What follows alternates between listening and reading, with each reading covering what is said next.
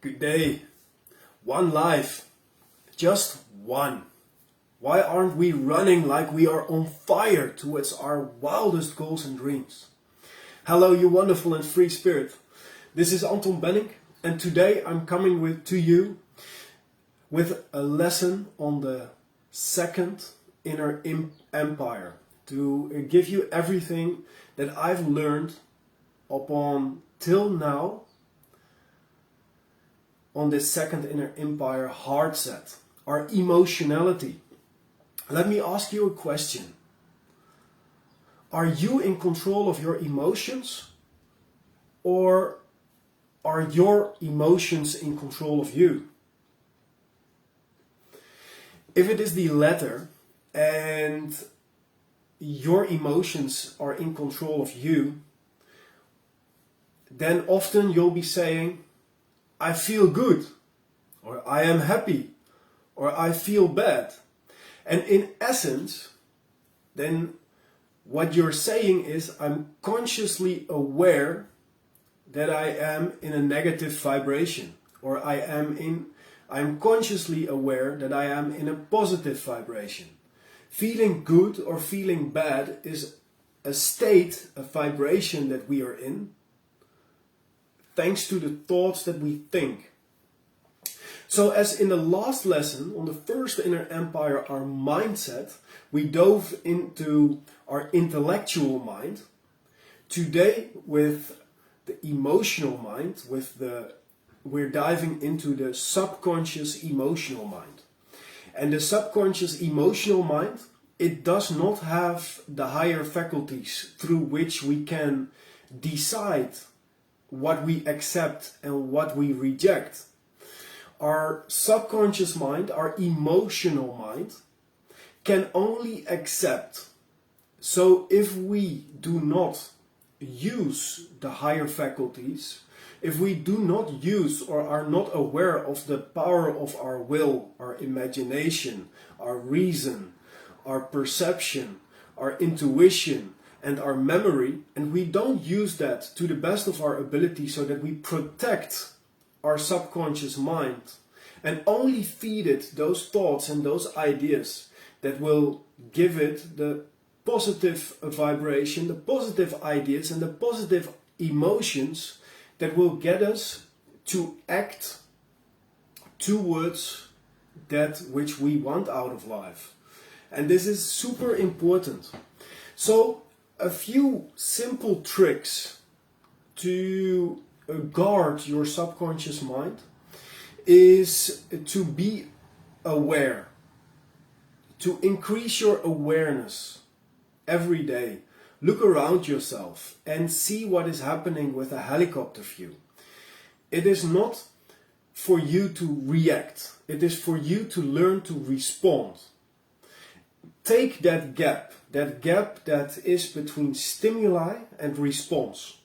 And when you are consciously aware of, even if that gap is just a millisecond, you're going to be able to use that gap to step from reacting to responding. And when you respond, you have the ability to consciously decide if you're going to accept or reject an idea that is fed into your intellectual mind. And if you reject it, you won't pass it over to your subconscious emotional mind. If you accept it, it goes into your emotional mind automatically. So when we've accepted an idea, it turns into an emotion. An idea can be a positive idea, a positive thought, or a negative idea. And a positive idea will give us a positive emotion, will give us a good feeling, will put us in a positive, good state. And by being in a positive and good state, we'll move forward on what it is that we want. We'll take the actions that we need to take, and we'll make the decisions that we need to make, because we are in that positive, confident state. A fascinating thing is that once we are born, and the first years throughout our life, we have not developed our higher faculties. So we have not developed yet our reasoning, our will, our imagination, our perception, our intuition and our memory. So because we have not yet developed these higher faculties, we are not able yet to reject ideas in our conscious mind. So when we are that young, every single thing that goes about around us is automatically fed into our subconscious emotional mind. And that is how we build our paradigm. And our paradigm is that mental program that almost exclusively controls our habitual behavior. And almost all our behavior is habitual. So it is in this emotional subconscious mind that our paradigm lies. That mental program that controls the multitude of habits that we use going through our days. That is where it lies.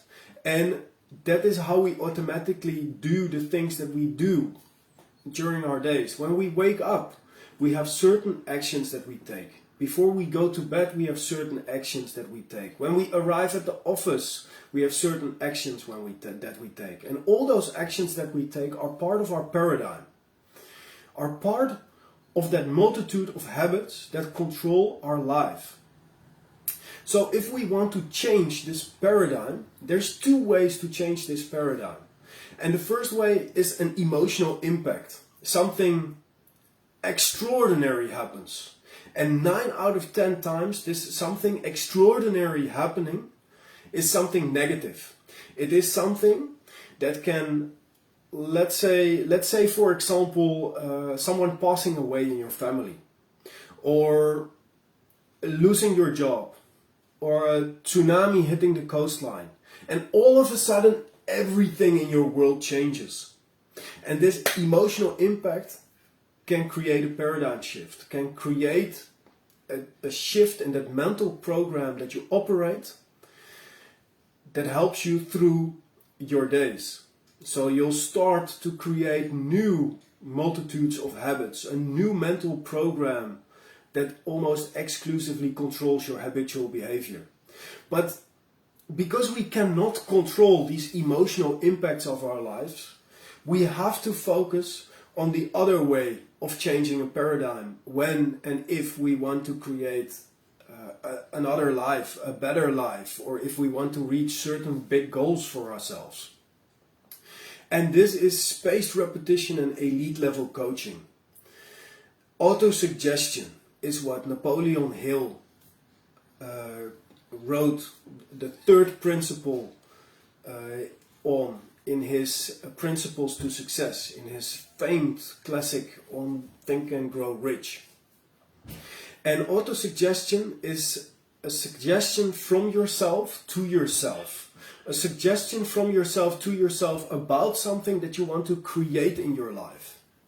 If you say, for example, and I quote this from a line that Bob Proctor often said to himself, is, I am so happy and grateful now that money comes to me in increasing quantities through multiple sources and on a continuous basis.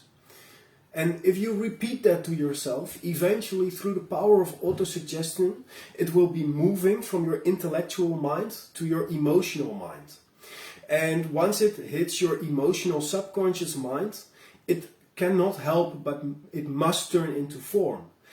All this happens by universal law. This happens by the universal law of perpetual transmutation of energy, the universal law of vibration, the universal law of gender. Once we have a seed, and a physical seed, for example, of a child, a baby, that turns into form from a seed to a baby in about 280 days. The physical seed of a carrot takes about 70 days to turn into the form of a carrot. An idea or a goal or a dream is a spiritual seed. So once that spiritual seed is turned over to our subconscious mind, which is also called universal intelligence sometimes, it cannot help but turn into form.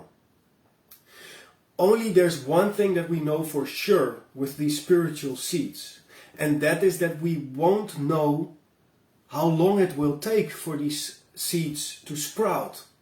So certain things there are that we can do to increase the speed through which we get these spiritual seeds to turn into physical form in our reality, and that is the amount of focus we give to it. And we can up the focus through the power of autosuggestion, repeating to ourselves through the power of spaced repetition that which it is that we want, so that we become more aware of those things in our environment that we come across that can help us to get from where we are to where we want to be. Like I know in his seminars, Tony Robbins, in his Unleash the Power from Within, for example, he gives an example and he says, all right, now start looking all around yourself for every single thing that you can find that is red. And everybody in the room starts to search around for everything that is red. Do it right now. Give yourself like 10 seconds. Like how many things that you can find that are red in your room? So how many have you found? Now also tell me, how many blue things did you see? You see, like you probably, like you've got no clue. There were probably blue things in the room, but you were not looking for it. Search and you shall find. So when you put that which you want and your search, your quest from where you are to where you want to be, top of your mind, you'll start seeing things that you haven't seen before. And you'll start becoming aware of the things that can help you from where you are to where you want to be. So use these tricks, use these amazing ways to influence your subconscious emotional mind through your intellectual mind, through using that higher faculty, your reasoning power, to accept the things into your emotionality, to accept those things into your emotional mind that will benefit the quality of the state that you are in, that will benefit the quality of your life, and reject the ideas and thoughts and conversations that go on around in your life that have a negative impact on your state, that will make you feel bad. Reject those ideas. Protect your subconscious mind. We have the ability to protect our subconscious mind by using these higher faculties. But that does not mean that most people do so. And the reason that it is so important to protect our subconscious mind is because whatever we turn over, whatever idea, whatever thoughts, whatever mental program that automatically runs in our emotional subconscious mind turns into form. So if we focus on outer results through our senses, through our hearing, our seeing, our smelling, our tasting and our touching, we focus on our present results, so we'll see that, so we'll feel that, so we'll produce more of the same. If you want something else out of your life, you have to learn to turn off your senses, reject the ideas and thoughts and conversations and everything else that goes out in your outer world that doesn't benefit you from getting from where you are to where you want to be, and accept all those ideas and thoughts that will speed up the process from where you are to where you want to be. One last note that I want to make on our emotional mind, on our emotionality, is that our subconscious mind cannot differentiate between that which is real and that which is imagined. So what that means is that whatever you see in your outer world is real to your subconscious mind, but whatever you imagine in your inner world, in your mind, on the screen of your mind, is just as real to your subconscious emotional mind, to that universal intelligence, as everything that you can physically hear, see, smell, taste or touch. And by putting ourselves in a state where we feel grateful for already having received the good that we desire from life in our imagination and living from that point, we put ourselves on the level of vibration that the good of the desire is that we want.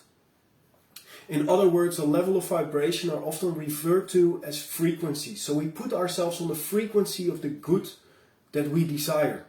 And when we keep ourselves on that frequency as much and as long as often every single day, through that we can speed up the process of the good of our desire moving towards us and us moving towards it. So thank you very much for listening. Please ponder the question a little bit more often throughout your life. Am I in control of my emotions, or are my emotions in control of me? If you feel often that it is the latter, start training your mind. Start training the higher faculty, your reasoning power, and develop your ability to only accept those ideas into your subconscious emotional mind that benefit your life. Thank you very much for watching, and please, if you enjoyed this, like it, share it with your friends. Have a wonderful day, live with love and live with passion.